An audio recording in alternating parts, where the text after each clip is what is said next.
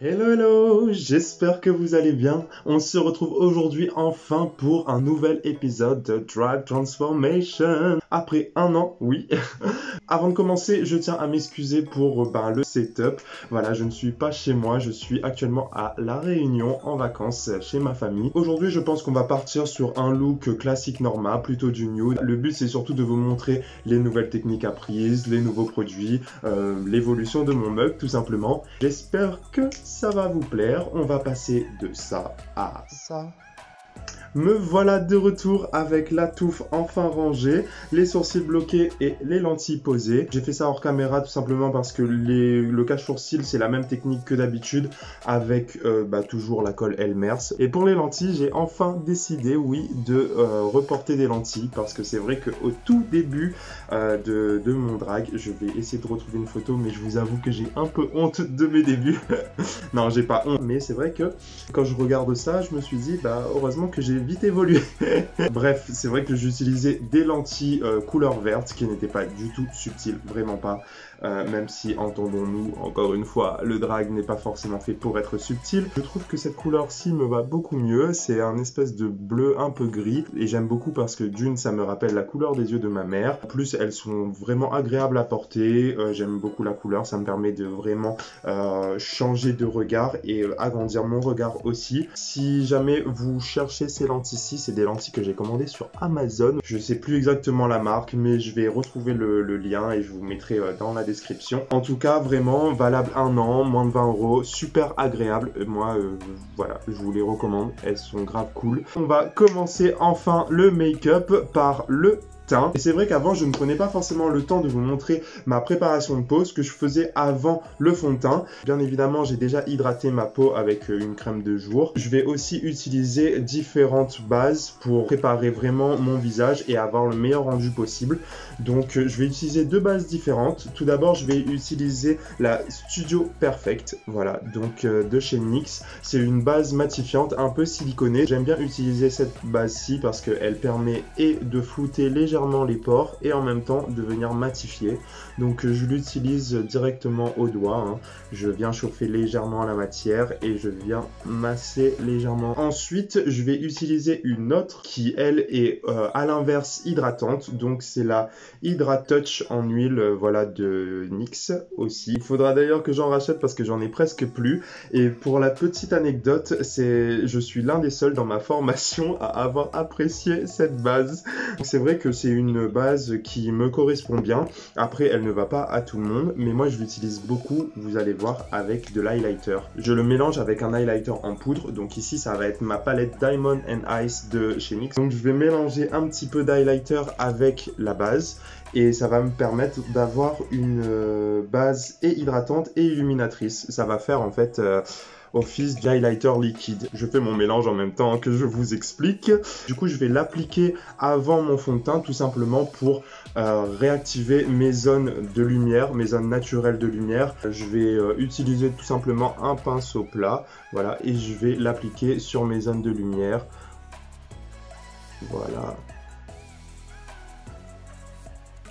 Et je descends légèrement. Et vous voyez tout de suite, mon visage est déjà beaucoup plus lumineux.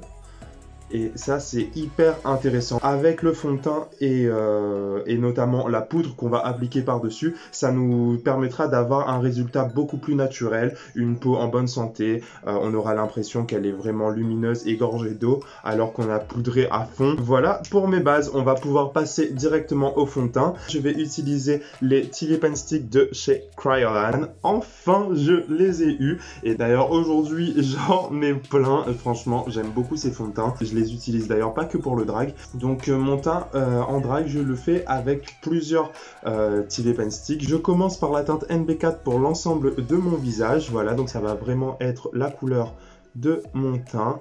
Ah, d'ailleurs, comme vous pouvez le voir, les couleurs commencent à revenir parce que normalement ce fond de teint stick est légèrement foncé pour moi quand je suis sur Paris et là il est un peu clair, donc ça veut dire que j'ai bronzé, je suis content.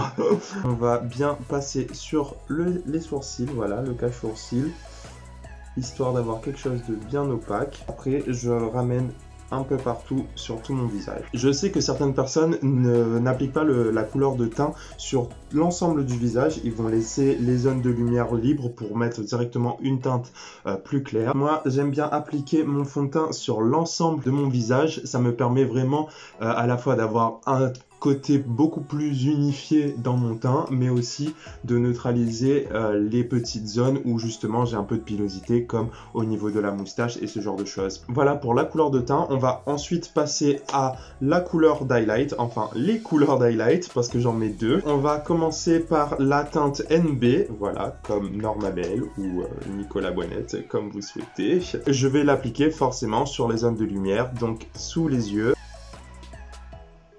Voilà. Au niveau de la lèvre supérieure, légèrement sur le menton, sur le front aussi. Et je viens descendre sur mon nez. Au niveau des placements sur mon visage, je trouve que ça n'a pas tant changé que ça, si ce n'est que je vais moins monter le clair sur mon front, je trouve, et surtout je vais utiliser peut-être des teintes légèrement moins claires pour faire mon teint comparé à avant, et ce qui me permet d'avoir, je trouve, un teint bien contrasté certes, mais pas trop blanc. Voilà pour la couleur NB, et maintenant on va légèrement éclaircir encore.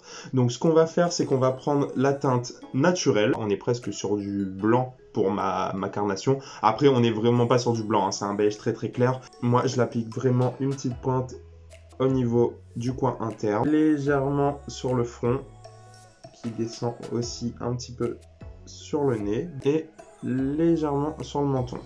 Et je viens tapoter, mais vous voyez, je vais plus le ramener vers l'intérieur pour continuer à illuminer le centre de mon visage, mais pas trop l'étendre sur l'extérieur de mon visage, parce que le but c'est aussi de s'affiner.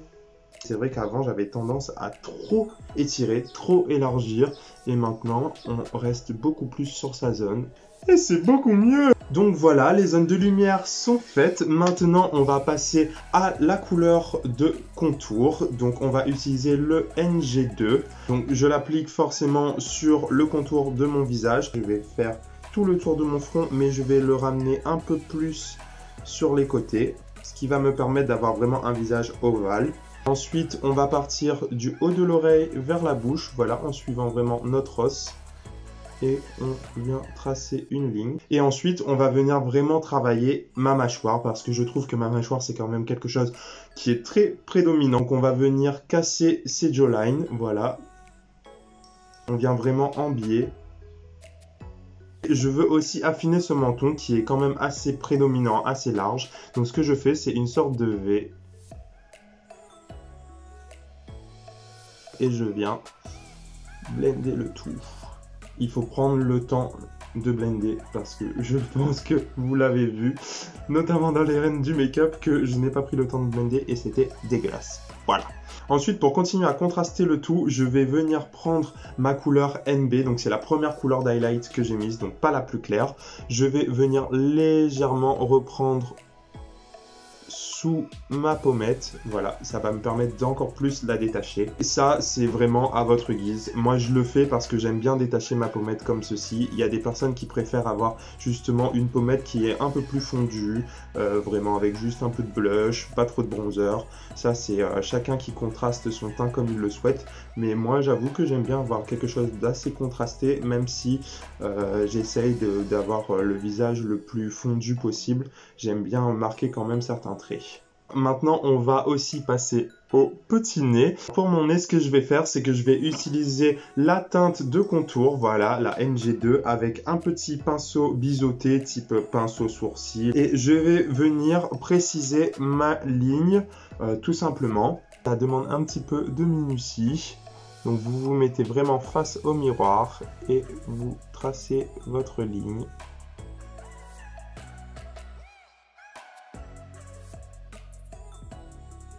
Donc une fois que vos deux lignes sont plus ou moins symétriques, on va pas dire parallèles parce que en fait elles convergent vers la pointe du nez, mais une fois qu'elles sont plus ou moins symétriques, ce que vous allez faire, c'est que vous allez étirer le fond de teint, donc ici vers l'extérieur, pour venir créer la profondeur de l'arcade, et tout le reste vers le bas pour continuer de dégrader et avoir quelque chose de moins net. Donc ensuite je reprends un petit peu de ma teinte foncée et je viens la mettre sous mon nez pour rehausser la pointe. Et ensuite je reprends mon blender toujours pour venir refondre un peu tous les bords, histoire d'avoir quelque chose de quand même plus subtil. Bon bah voilà, je crois qu'on est plutôt pas mal au niveau du teint. Maintenant, avant de poudrer, je vais quand même pré-tracer légèrement mes sourcils. J'aime bien utiliser la même teinte de contour pour la pré-tracer. C'est toujours avec le même pinceau. Je vais donc vraiment à la base de mon sourcil qui est existant, parce que le but c'est justement d'utiliser cette même base pour avoir quelque chose de naturel. Donc je vais à cette base-ci et je vais tirer une oblique. Une fois qu'on a fait cette oblique, on va venir faire une ligne horizontale. On va venir refaire une horizontale un peu plus haut qui revient rejoindre l'autre horizontale. Ça me permet de créer ma cassure sur le haut parce qu'ensuite on revient avec une oblique. Et voilà, on a le sourcil. Je reprends ma couleur pour venir remplir l'intérieur, donc surtout au niveau de la pointe, et je ramène légèrement vers la tête. Une fois que ça c'est fait, je viens faire 3 poils. Ça me permet d'avoir une tête un peu plus aérée et en même temps faire un petit effet graphique comme ça, moi j'aime bien. Donc voilà le pré-traçage. Maintenant ce que je vais faire, c'est que je vais venir tout de suite nettoyer et mettre en lumière en fait sous l'arcade avec le Shape Tape de Tarte. Donc c'est toujours le même que j'utilisais avant, donc c'est le 12N. Je viens sous le sourcil pour le préciser et j'étire vers le bas et l'extérieur. Donc voilà, une fois qu'on a ça, on va passer à la poudre. On va pouvoir poudrer le tout et ensuite on reviendra au sourcil. Donc je vais venir utiliser les Translucent Powder de chez Kryolan. J'utilise 2 teintes pour respecter mes couleurs d'highlight et de contour, ce genre de choses. La TL9, ce que je vais faire, c'est que je vais prendre une houppette. Donc c'est la houppette que j'ai utilisée pour mon cache-sourcil. Je viens bien presser dans ma main. Ensuite, je vais l'appliquer notamment sur le centre de mon visage, donc sur les zones de lumière. Je n'hésite pas à en mettre, à en reprendre, à bien presser.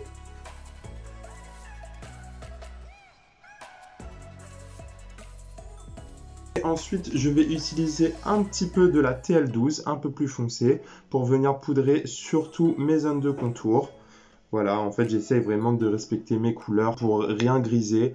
Je sais que ce n'est pas forcément quelque chose de nécessaire, mais chez nous les métis, je trouve que ça fait quand même un peu la différence parce que revenir avec une poudre blanche sur tout notre travail de teint de contraste, en fait, on perd un peu tout ce travail et on est obligé de revenir encore une fois au bronzer poudre. Je viens poudrer quand même un peu mes sourcils, même si je vais les retravailler ensuite. Je crois qu'on est bon pour la poudre, alors je vais enlever un peu tout ça parce que c'est a little bit too much.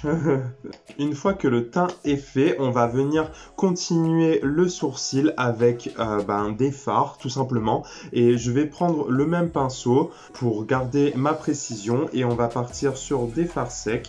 On commence tout de suite par du noir, voilà, on n'hésite pas à partir sur du très intense. J'aime bien utiliser pour ça notamment le noir de ma palette Huda Beauty Rose Gold Remastered. On est vraiment sur quelque chose de très opaque et de pas forcément trop poudreux, donc ça m'évite d'avoir trop de chutes. Et en même temps, on est vraiment sur une intensité presque aussi forte qu'un eyeliner. Donc voilà, je fais bien la pointe de mon sourcil et je dégrade au fur et à mesure. Et quand je dégrade, je viens dégrader un peu plus vers le bas de mon sourcil, voilà, la ligne inférieure, ce qui me permet d'ancrer légèrement mon sourcil. Et avant de continuer forcément le dégrader avec un autre fard ou ce genre de choses, ce que j'aime bien faire, c'est utiliser donc le même noir pour faire légèrement des petits poils entre les poils bruns que j'ai déjà fait. Et pour continuer avec un autre petit pinceau assez plat, légèrement biseauté aussi, je viens prendre donc du brun assez froid parce qu'on est sur des sourcils, donc une couleur trop chaude ce n'est pas bon, et je viens continuer mon dégradé, voilà.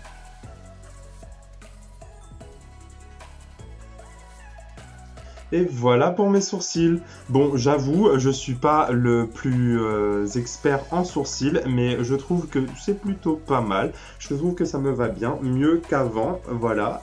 C'est vrai que mes sourcils d'avant étaient beaucoup trop hauts, pas assez dégradés, et je trouve que là, c'est plutôt pas mal. N'hésitez pas à me dire en commentaire ce que vous en pensez. On va continuer tout de suite avec les yeux. Pour les yeux, on va partir sur quelque chose d'un peu nude, comme je vous ai dit, mais comme d'habitude, on va commencer par le liner qui est toujours le même, un petit peu moins haut, on va dire, mais c'est toujours le même. Donc, on va utiliser le Epic Ink Liner de chez NYX pour faire mon trait de liner. Donc, c'est parti, vous êtes prêts? On va commencer par tracer notre oblique. Voilà. Une fois qu'on a tracé cette oblique, on va pouvoir faire le trait de liner sur notre œil, notre paupière mobile. On pose bien le liner à plat et on tire notre ligne.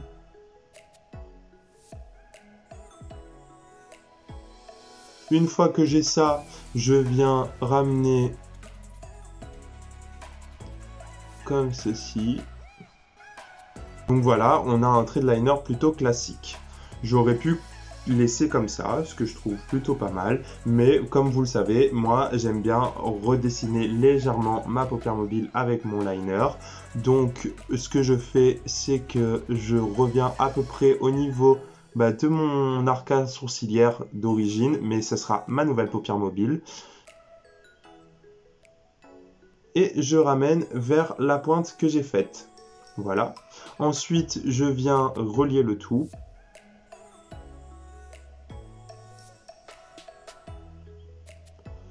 Et une fois que j'ai ça, je viens faire mon arrondi. Ensuite, dans le coin interne,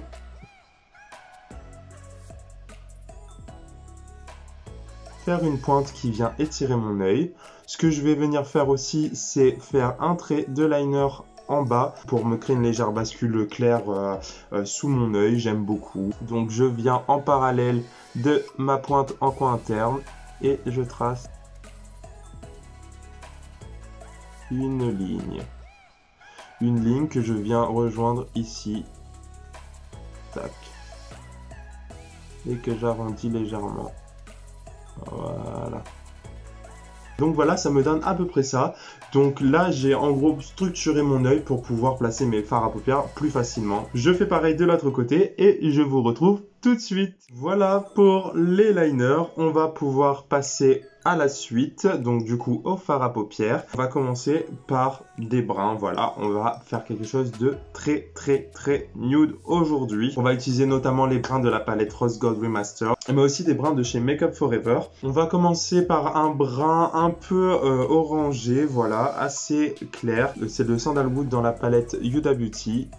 Et je vais venir l'appliquer vraiment en transition. Je commence par mon fard de transition parce que ça va me permettre de dégrader plus facilement mes fards plus foncés ensuite et aussi de délimiter un peu ma hauteur là où je veux que mes couleurs s'arrêtent en fait. Une fois que ça c'est fait, on va prendre un pinceau légèrement biseauté et on va prendre un brun un peu plus foncé, le henna de la palette Rose Gold Remastered, et cette fois je viens vraiment plus au niveau du creux paupière, enfin du faux creux paupière du coup.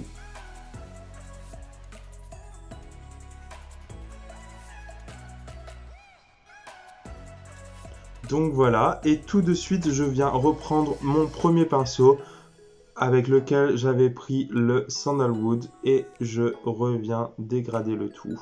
Voilà, vous voyez tout de suite la différence. Maintenant qu'on a ceci, je vais venir reprendre mon pinceau biseauté que j'avais utilisé pour mes sourcils et je vais venir prendre le brun le plus foncé, voilà, donc celui-là, que je mélange légèrement avec du noir et je vais vraiment venir contre mon liner.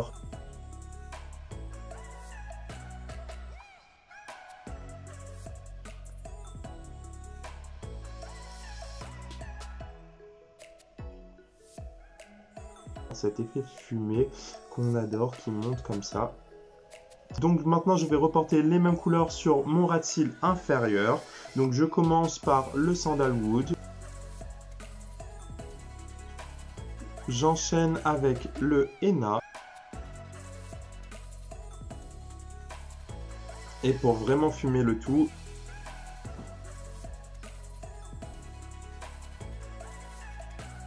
vous voyez, ça fait tout de suite la différence avec le ras-de-cils inférieur. Hein. Franchement, c'est subtil, mais ça fait la diff. On va enfin passer à la paupière mobile. On va pas faire quelque chose de trop extravagant. Vous allez voir, on va surtout mettre de la lumière. Je vais prendre dans la palette Huda Beauty, toujours Rose Gold Remastered, la teinte Bubbly. Et je vais l'appliquer sur ma paupière mobile. Voilà, donc comme vous voyez, c'est une teinte très lumineuse. J'aime beaucoup. Vous voyez tout de suite comment c'est beaucoup plus lumineux. J'adore. Voilà là. Une fois que j'ai ça, on va venir légèrement foncer le coin externe. Pour ça, on va venir prendre le henna. Donc c'est la teinte légèrement foncée. Donc voilà le brun un peu chaud. Donc je viens l'appliquer en coin externe. Voilà, pour ramener un peu la même teinte sur ma paupière mobile. Et je reste vraiment sur le coin externe. Je dégrade les deux couleurs entre elles. Vous voyez comme ceci, c'est très subtil, mais ça apporte un peu plus de volume à ma paupière mobile malgré tout. Et maintenant, pour finir mon œil, ce que je vais faire, c'est apporter légèrement de lumière dans le coin interne. C'est une palette que j'aime beaucoup, c'est la palette Mermaid Shade de chez Peggy Sage. Je ne connaissais pas. Et donc du coup c'est une palette de fard à paupières irisée et j'adore les utiliser justement pour illuminer mon coin interne parce que j'ai pas mal de couleurs. En plus ils sont très lumineux. Aujourd'hui on va rester sur quand même quelque chose de pas trop extravagant. J'hésite quand même. Allez, on va partir sur du rose. Pas assez lumineux, non. Vous savez quoi? On va rester sur le Diamond Ring, donc c'est vraiment le blanc. On va apporter vraiment de la lumière. Allez, tant qu'à faire. Vous voyez la différence? Pour finir les yeux, on va travailler un liner blanc, donc dans la partie que j'ai laissé ici nu. Et je reviens tout de suite. Voilà pour les yeux. J'espère que ça vous plaît. Bon, bien sûr, je n'ai pas encore mis le mascara et les fossiles. Ça sera pour la fin. En tout cas, pour le blanc, j'ai utilisé le liner blanc, donc le Epic Wear de chez NYX. Voilà. Donc, il est waterproof. Moi, j'aime beaucoup parce que ça me permet d'avoir un blanc sûr pendant toute la journée, pendant ma perf, si je pleure, si je transpire. Voilà, je sais qu'il va tenir. On va continuer le make-up avec forcément le reste du visage. Comme vous voyez, je trouve que mon visage est quand même plutôt bien contrasté, malgré le fait que je n'ai pas retravaillé le bronzer poudre. Mais je vais quand même travailler mon blush avec toujours les Killawatt Foil de chez Fenty Beauty. Donc comme d'habitude, j'utilise un peu du Mimosa Sunrise, donc le orangé, pour continuer en fait mon travail du bronzer. Voilà, je monte un peu d'orangé. Une fois que je l'ai réchauffé, je vais apporter cette couleur qui est super belle. Voilà, c'est un rose avec des reflets légèrement bleus. Donc c'est le Sangria Sunset. Et celui-ci, je la pose beaucoup plus sur la pommette, histoire de donner un peu plus de bombé, un côté un peu bonbon. J'aime beaucoup. Je ne sais pas si ça vous plaît, mais en tout cas, moi j'adore franchement ces blushs-ci. Je ne sais pas aussi si vous remarquez, mais on a l'impression que j'ai déjà de l'highlighter. Il y a vraiment un côté glowy. C'est aussi grâce à l'highlighter que j'avais mis en base au départ. Ça me permet de garder justement ce côté vraiment dewy du visage et j'adore. On va continuer avec l'highlighter justement. Donc toujours ma palette Diamond and Ice de chez NYX. Je vais faire un mélange de deux teintes. Je vais prendre cette teinte-ci qui est dorée. Voilà. Et l'autre teinte qui est un peu plus claire. Voilà, on est sur un blanc un peu rosé. Donc je vais d'abord mettre le doré. Ensuite, je mets le plus clair encore par-dessus pour apporter encore plus de lumière. On va finir par les lèvres. Les lèvres, je vous avoue que je ne sais pas encore ce que je vais faire. Je pense que je vais partir sur quelque chose d'assez foncé, un peu bordeaux. Bon, j'étais en train de regarder plusieurs teintes, mais j'ai choisi, je vais rester sur ce bordeaux-ci. Donc c'est la teinte 27 des liquid lipstick de chez Sephora. Voilà, j'aime beaucoup ces liquid lipstick, ils sont vraiment très bien. Je vais utiliser un petit pinceau plat, un peu langue de chat. J'ai pas envie de faire de contour parce que j'ai pas de crayon suffisamment foncé pour cette teinte-ci. On commence par le cœur de lèvres.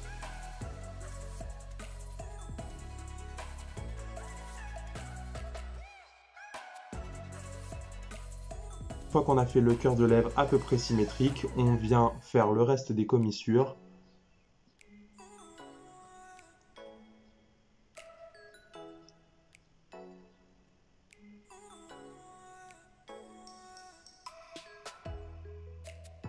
Donc une fois que je suis plus ou moins satisfait de ma lèvre supérieure, je viens faire la lèvre inférieure. Donc je viens en dessous délimiter là où je veux descendre. Et ensuite, je vais de mes commissures vers le centre.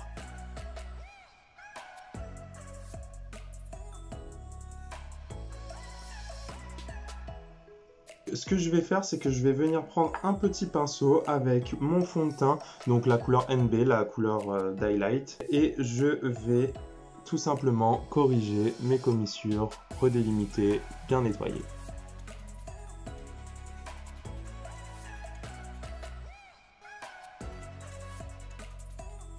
Donc voilà pour la bouche, et maintenant pour rapporter un peu plus de contraste à cette bouche qui est très foncée, je vais venir apporter légèrement de l'highlighter.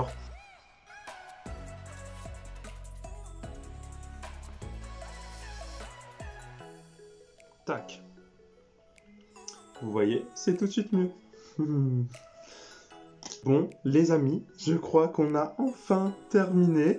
Je vais aller mettre la wig, les faux cils, tout ça. Et je vous retrouve tout de suite pour le look final. C'est parti, à tout de suite. Et voilà le résultat. J'espère que le petit look vous plaît.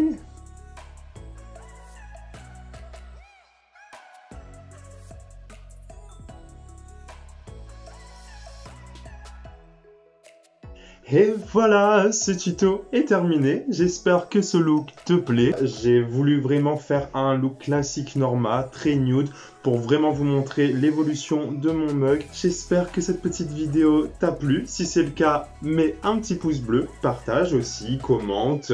N'hésite pas à me dire comment tu trouves mon look, si j'ai progressé ou non. Sinon, on se retrouve très vite pour une nouvelle vidéo. Je pense que ce sera une vidéo contouring de poitrine. À mon avis, ça va vous plaire. D'ici là, tu peux me suivre aussi sur les réseaux sociaux, voilà, sur Instagram, TikTok, Norma Belle Off. Je te le mets en description de toute façon. Je te fais de gros bisous.